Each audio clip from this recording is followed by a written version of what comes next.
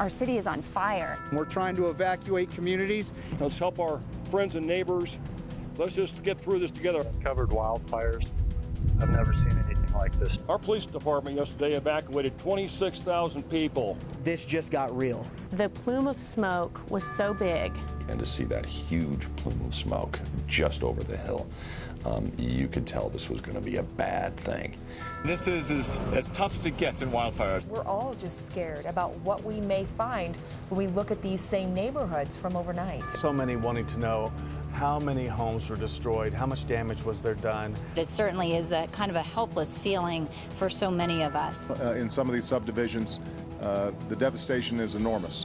The worst natural disaster in the history of Colorado Springs.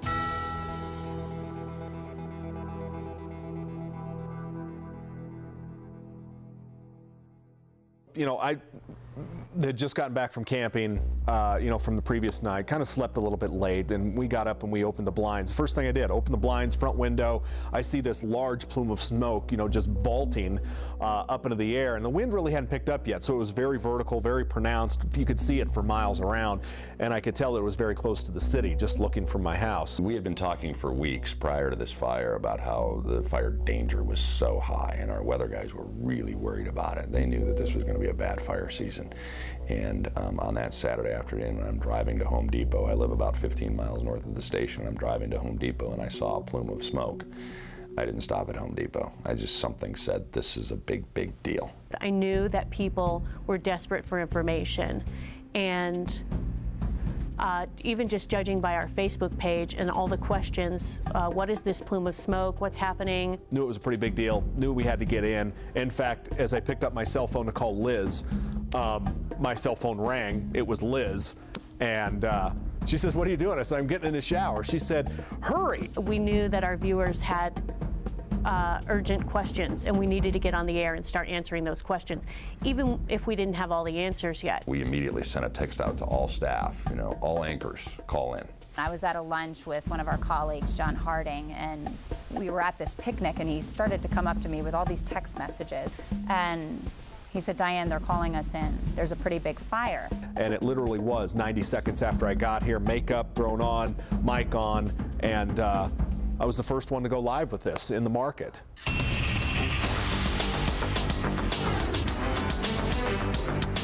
Good afternoon, folks. I'm Chief Meteorologist Brian Bledsoe with this breaking news alert. What you're looking at right there is a fire burning in Waldo Canyon to the west of Colorado Springs. I was out shopping with my family, actually looking at carpet. We actually saw a little bit of smoke when we were driving to the carpet store. So we knew something was up, but it looked like it was up by Woodland Park. Didn't look like much of a deal then.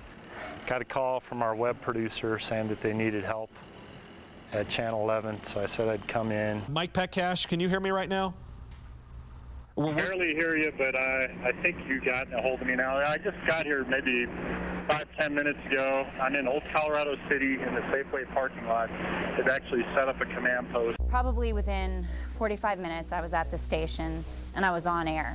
My colleague Brian had already been on air for probably about a half hour at that point. Really all we had at that time was a picture of the smoke plume, and then he had the information about the wind speeds and the temperatures and the rain forecast and what it might do, what the weather might do to the fire. And then the smoke plume goes up and it's being pushed to the north. So we've got a little bit of action right here, but right now it looks like the southern flank was one of the more active points. It was an all hands-on-deck situation right away. And I remember saying to my husband, I'll probably be home in a couple hours. This is just a fire. I got to go do this for work.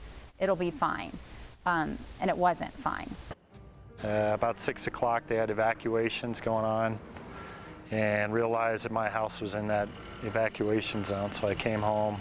And we just kept talking about this information that was coming into us and going back to live pics, in the field as it was developing. We made the commitment right out of the gate that we are going to go on and we're going to stay on until it's such time as the threat really subsides. One of the most amazing things to me about our team is the way the staffing worked out during probably the first 24 hours of our live coverage, because we weren't planning on this. I had worked already an 8-hour shift. We get to the fire, we're gonna go wall-to-wall coverage for what we thought was gonna be 5-6 hours. made an 8-hour day 16, 20-hour day. I was on air that night for 10 hours straight. And just when Diane was just about at the end of her ability to go on, our anchor Don showed up. He just walked in the door. It was a challenge the first day, but once we got the ball rolling, once we got into a rhythm, my people just were great. And then once we got onto the fire coverage, I think everyone just kind of ran off of adrenaline. I don't think anyone wanted to go home, and if you did go home, you turned on our coverage right away so that we could stick with the story. I wanted to be on air. I didn't even want to take a break because I knew viewers were depending on us for information. It became a challenge to figure out how long we should stay on. And several times we went outside in the parking lot and looked over at the mountain and had discussions about when are we going to go off the air? And this was Sunday and Monday after we had been on the air far longer than we ever had been before. And we were on air for so long, and they kept going, we're going to stay on, we're going to stay on, we're going to stay on. And I just thought, okay, this fire will still go out at some point. And we would say, all right, let's go through noon, and then we'll take another look at how much the fire's growing, or see if there are any new evacuations. And sure enough, noon would roll around and there'd be a new set of evacuations. Almost half of our newsroom at one point was actually evacuated from their homes. Betty, how quickly were you able to get all of your things together? Because I know you were just here in the newsroom a little while ago and heading home quickly to evacuate your family. How long did you have? You know, we were told we would be given about an hour, but I can tell you the police and different guards were going through our neighborhoods and getting us out. And as we were leaving the neighborhoods, they were taking our names on a clipboard, making sure that each and every home was going to be evacuated. It just, I can tell you probably about 45 minutes is what it took us. And thank goodness that, I've been listening and been part of the coverage to know what are some of the important things to take.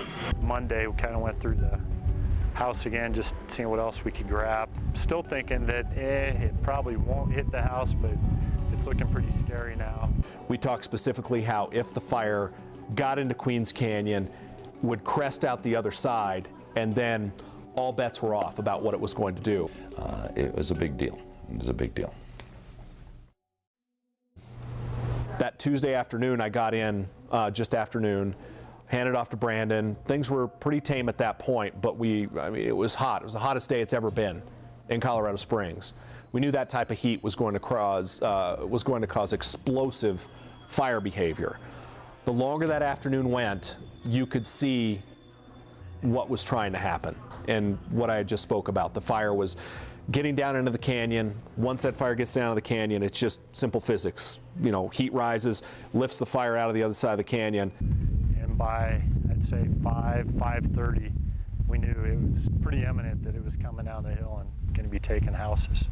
It was like watching a train wreck that was about to happen and knowing you could do nothing about it. Traffic is very difficult when you're evacuating that many people to get the fire crews in the right areas. We're looking at, we've got a live picture up right now, and unfortunately, Sonny, we are sad to report that the picture we're showing shows what appears to be a house absolutely engulfed in flames. That Tuesday night, I had been working all day, and I was looking in my rearview mirror as I drove up Austin Bluffs to my house, and I saw it racing down the hill, and I thought to myself, here we go. This breaks your heart. You see the result right there. It's awful. This is looking northwest from Centennial and Garden of the Gods. So looking to the northwest, just about the area you thought it was, Brian. We saw a few moments ago the house going up.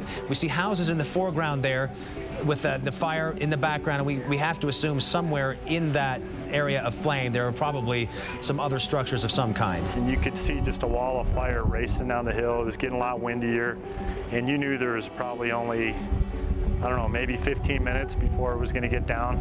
The most powerful moment for me was when I watched our chief photographer shoot video of his house as it almost burned. I see flames. I actually saw flames when I came right back to my house coming down the hill. And one of my neighbors was down within hundreds of yards. I just go maybe a half mile away, but they're moving down pretty quick. Oh Mike, it's so hard to hear that 100 yards away from some of your neighbors' houses. We can see neighbors putting supplies into their vehicles right now, many of them running back and forth from the inside to the outside of their house, all ready to go. It looks like another one of your neighbors getting into their vehicle right now to get out of the area just 100 yards away from some of those houses. Okay, so the police are coming, basically trying to get you out of that area. Of course, we want you to obey law enforcement. I got it. Okay, he's out. Thank you so much, Mike. I was probably standing right about here with this TVU pack when the cop pulled up right here and just on a bullhorn telling everybody to get out. For a long time, they weren't even sure if their home was there or not because we were waiting on information to find out exactly which homes were burned. And he stayed with our coverage every step of the way. Sadly, his home burned that night. But to have that video and to be able to show our viewers how close the fire was coming, that helped people get out of their homes. I know that that video that Mike gave us saved lives that night.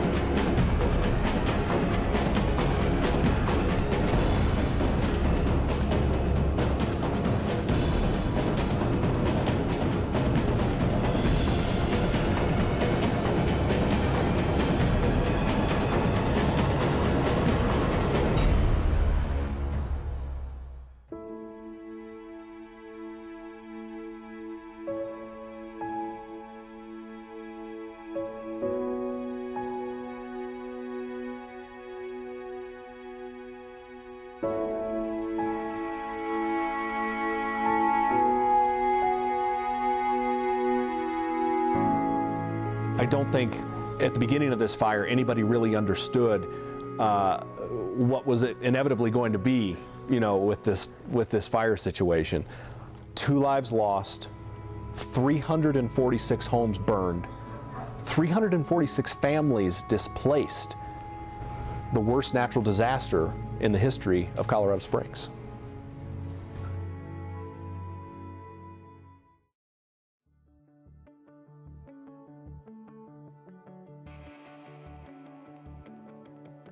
I think it's the first time in my career where I can almost definitively say that our efforts and utilizing all of these technologies literally saved lives.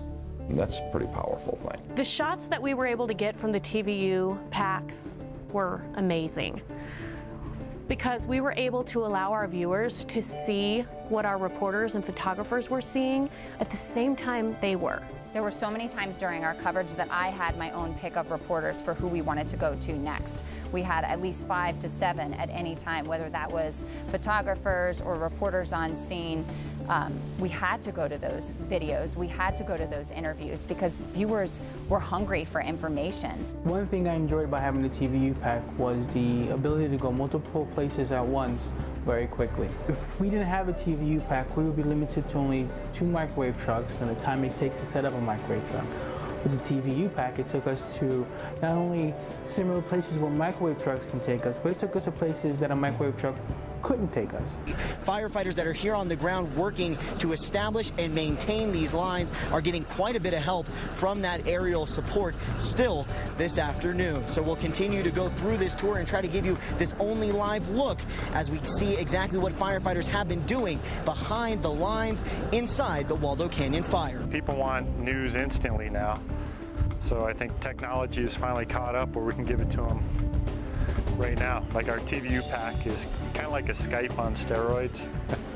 It'll show you in real time what's going on right then, which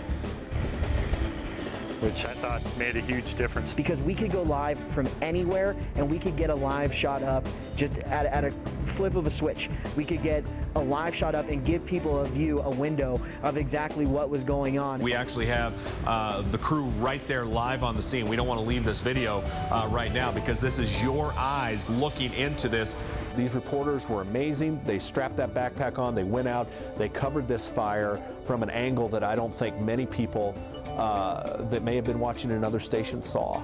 We are in, for the very first time, the traffic control tower, and they really have been all day just making sure that things are clear for these helicopters to land and take off, and again, refuel and pick up that water and that retardant that they have been dropping and trying to protect the fire lines. And we would show our viewers that. They would hear what was happening, and I think that was probably interesting to them because they could see we were trying to work for them just as hard as we could. We would say to our producer on air, Brandon, can you get us a Lisa? We want to go back out to Lisa.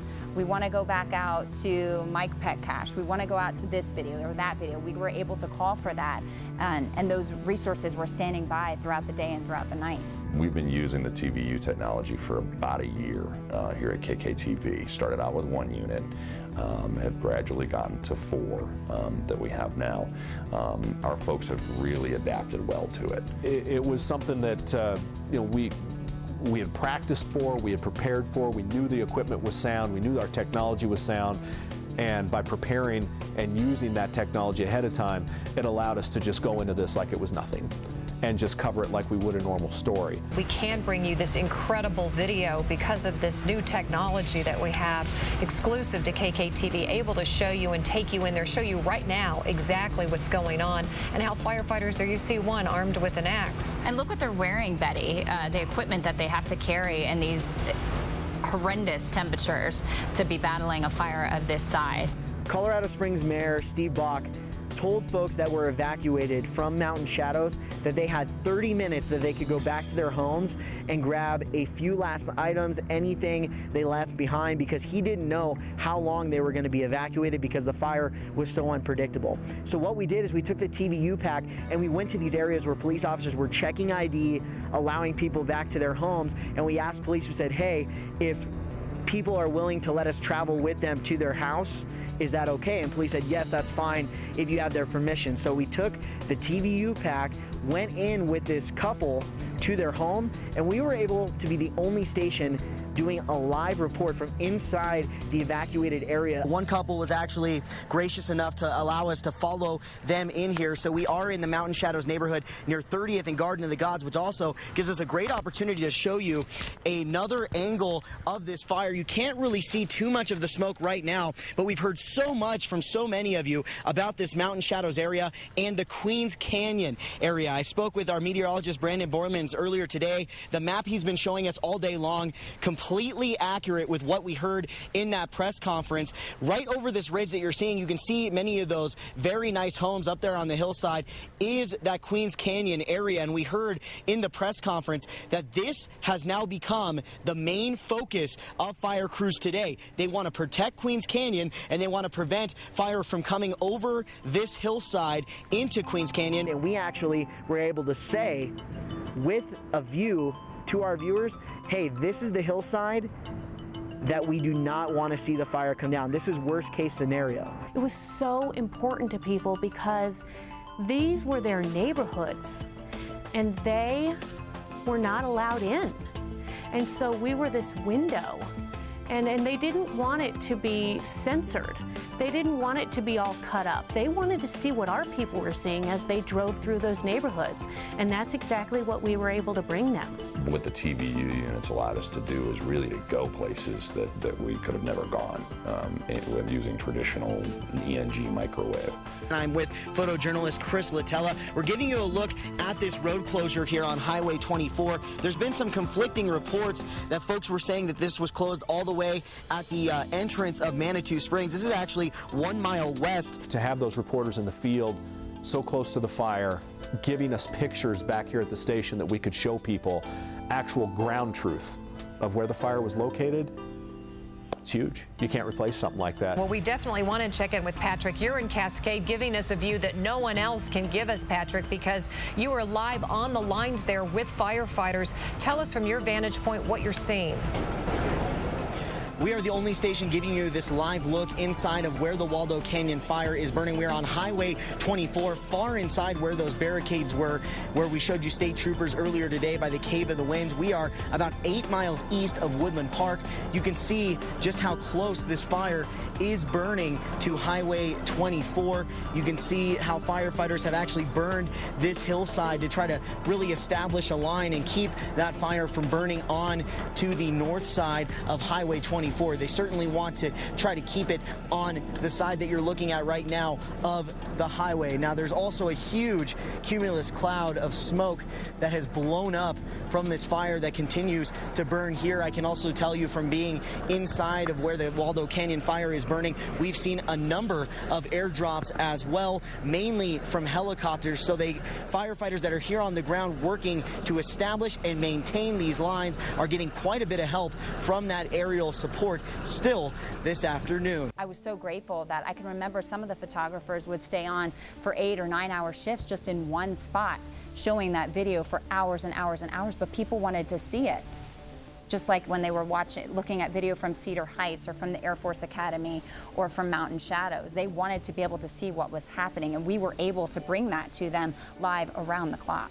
Television is an experiential medium. It allows you to experience with the sight and the sound.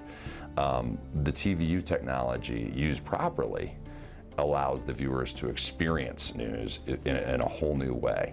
You know, the sun rays are fighting through that smoke, and the net result is that you have a very orange, hazy, eerie-looking sky here this morning, and it's going to be tough to breathe for a lot of folks. There was no more important moment for us to have that than when we actually got to go into the burn area. We actually had to wear full yellow, fire jumpsuits to go in, hard hats, goggles, gloves, everything. And by having this TVU pack, we were able to give people live pictures inside of the fire line, something that no other station, not even the networks like CNN that were along on that tour, could give. All the media got to go on tours behind the fire lines. And they would bring that video back to their stations and load it into the system and get it on TV. But our viewers were seeing it at the same time they were. Traditionally, you'd go behind the fire lines and you shoot a bunch of videotape, right? Or on some media, and then bring it back, edit it, and put it on TV. Well, we were able to literally take the viewers along for the ride. You didn't have to wait till 5:30. If it was happening at noon and the photographer reporter had a TVU pack, it was on at noon. I think if you look at it just as a replacement for a live truck, you're really missing the full opportunity. Sure, it can in some cases replace a traditional microwave truck. But what historically microwave technology allowed you to do was take viewers to the scene of breaking news or a news event. What the TVU technology really allows you to do is take viewers into the news.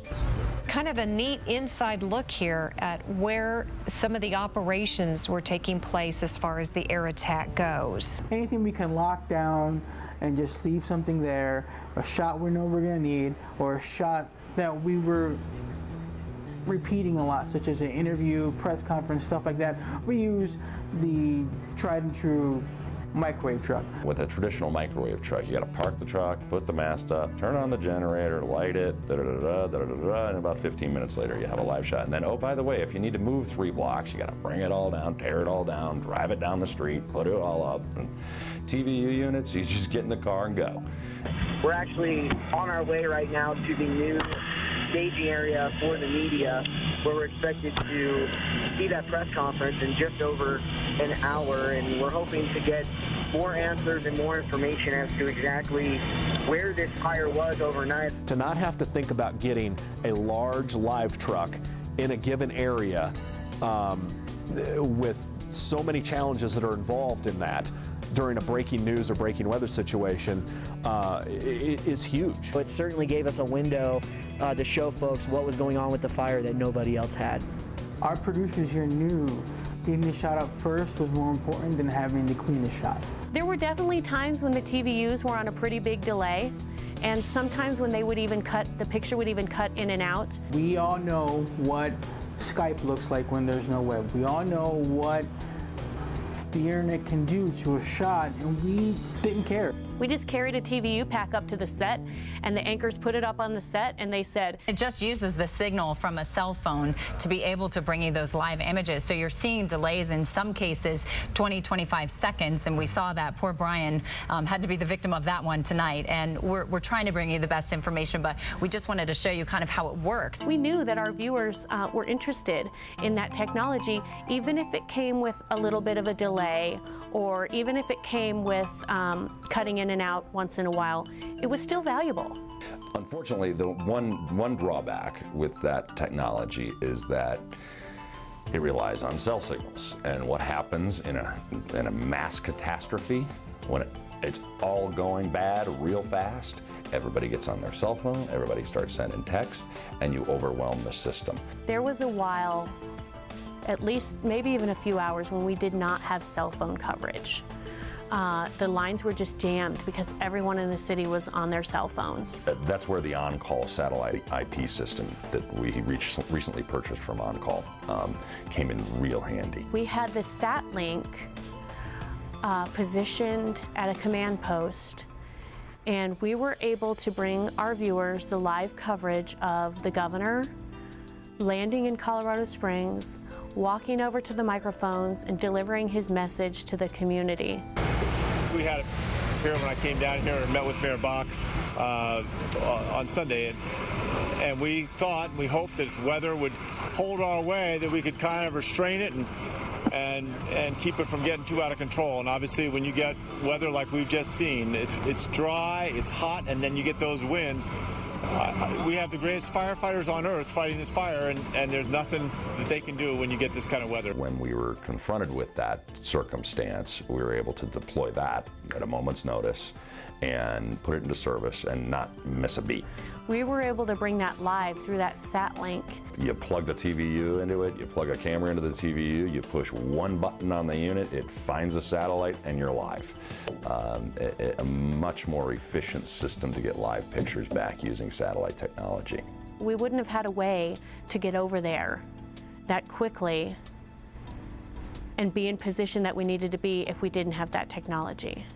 We were streaming online worldwide to several different countries across the globe, and they all got to take that in, not later, but while it was happening. Bottom line, folks, you know, if you have to leave your home, you take your laptop, you take your mobile device, your smartphone or whatever, you can stay on top of this live streaming coverage on KKTV.com. The folks at World Now were just floored by the amount of streams we did on mobile devices, iPhones and iPads and Android devices. Back in March, we have a severe weather meeting, and we went through the fact that you know, if we have a tornado threaten the city and we're on TV, our capabilities will not allow us to stream our coverage to smartphones. We fixed that in March. They got evacuated from their houses. They don't have their TVs. They're sitting at a Chili's wondering when they can go back to their house. Well, guess what? They could watch our coverage right here. And I heard from a number of viewers who did just that. If you are evacuated, you can continue to follow us on your Android, on your phone, on your iPad. And also, evacuees, when you're leaving the house, don't forget to take your chargers. That's right. You plug it in. I know I almost lost my phone yesterday. I had it on continuous coverage with KKTV. That's right. But this is the best thing to do, is just to follow us this way, because we're going to keep you updated with the latest information. So you just bring your iPad, you bring your iPhone, your Android with you, and you're going to be able to follow along. One of my neighbors, his relatives back east were actually watching it live and saw their house on TV when it was all going down, when the police came into the neighborhood. That video was a lifeline to people not only here, but around the world. They depended on seeing that. So I was glad that we were constantly streaming that video online. We were getting comments from people in China, across the world, saying they were watching our coverage, concerned about friends at home or just concerned for the community. And they said they watched the whole thing while we were just live streaming. So people around the country were watching this. It was my first experience with sort of really marrying a lot of new technology with the traditional news gathering, who, what, when, why, where. The gray model as it proposed with a raw switch in there and overdrive gave myself and a lot of other people concerns regarding a breaking news event such as the Waldo Canyon fire. This system works differently. You pre-code everything.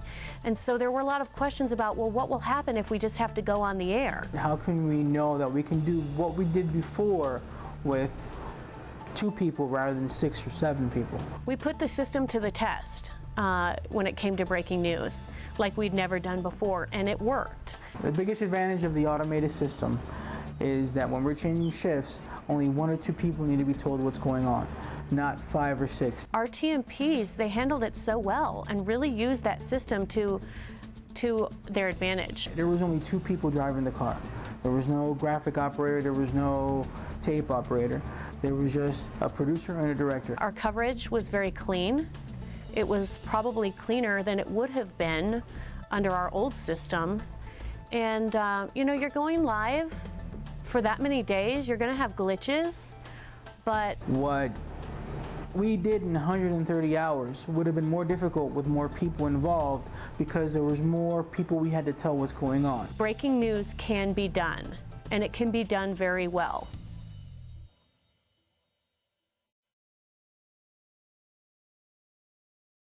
The way we covered this fire was shaped by social media. All of a sudden, this barrier between us as broadcasters and viewers had completely disintegrated.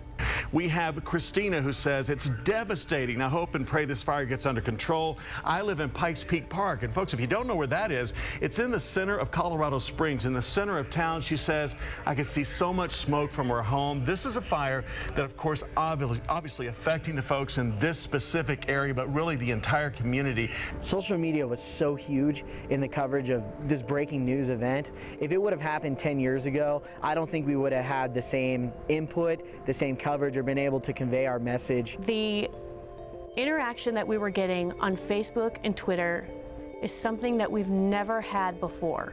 But also, it also gave our anchors an opportunity to really converse with viewers real time.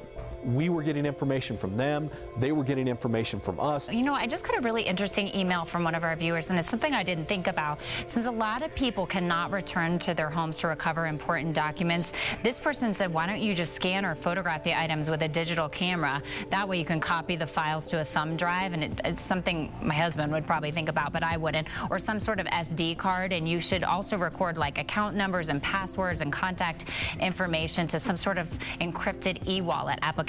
So thanks so much, Gordon, for sending us that. That's a really good idea for our viewers to do, and an easy way if you do have to evacuate quickly for those things to be carried with you easily. We were asking them questions, they were asking us questions. We were feeding off of each other like we should do in a news gathering situation like that, where it was constantly changing. So they were feeding us tons of information, and they would share their pictures with us too, and it was great because we were able to pull their pictures up on WebPC. We took our Facebook page and displayed it live on the air. It allowed us to know what the community was thinking every step of the way. People were constantly asking us questions through Twitter and Facebook, and it was great to be able to get those answers for them live on air. We said their names, we said what their question was, and we would get them answers.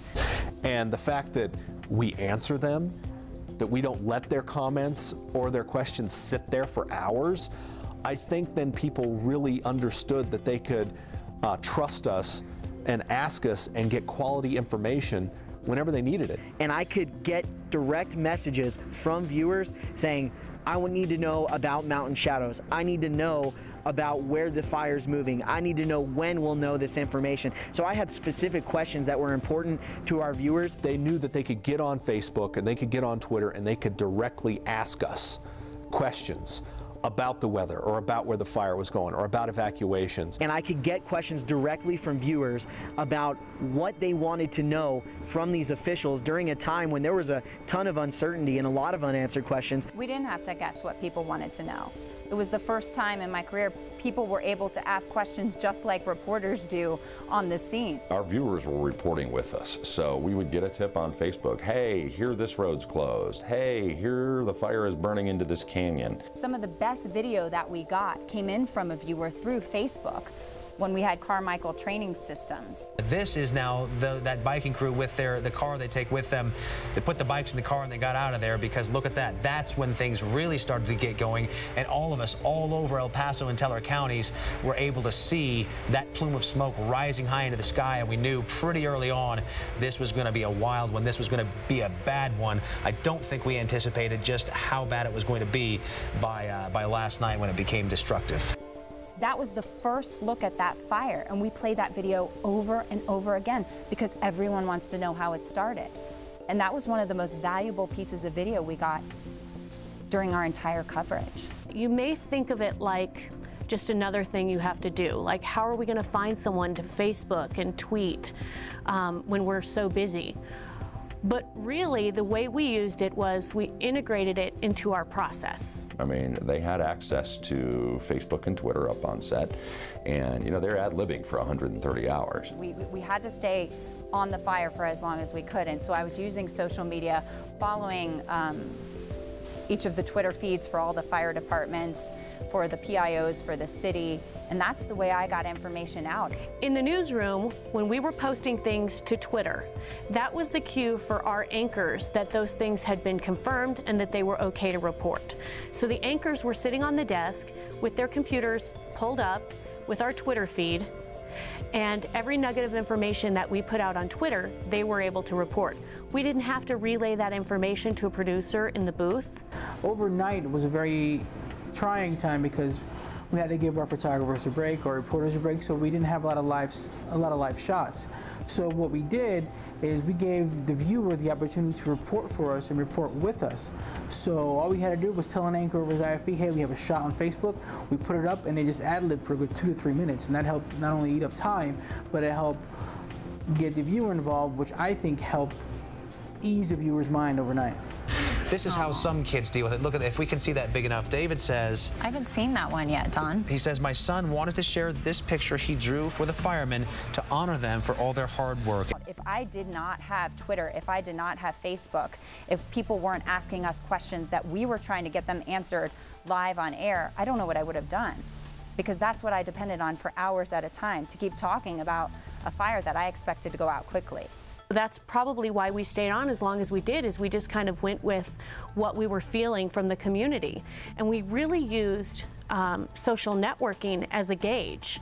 As long as it continued to just, I mean, the questions and the comments and the pictures, they were pouring in. And that told us that the interest was there and the need for information was there from the community. So it made the decision a lot easier to have that kind of instant feedback through social media. We're saddened tonight to know that 347 families don't have homes to go back to. We're saddened tonight to know that one person has died in this fire, but we're proud to be able to bring you the coverage that we did for 130 hours, and we will not hesitate to update you whenever, anytime it's necessary. So for Diane Derby and Brian Bledsoe and myself, we thank you for being with us. We'll be with you again for 11 News this morning, beginning at 4:30 a.m. and in between as needed. Good night. It's one of those situations that you hope you never have to cover, but if you cover, you hope you do it right. We just know that when it's something big and when our viewers want answers, we're going to cut into programming and we're going to be there first and stay on as long as it takes. Awesome teamwork by our entire team from start to finish. After you do that, you can handle anything.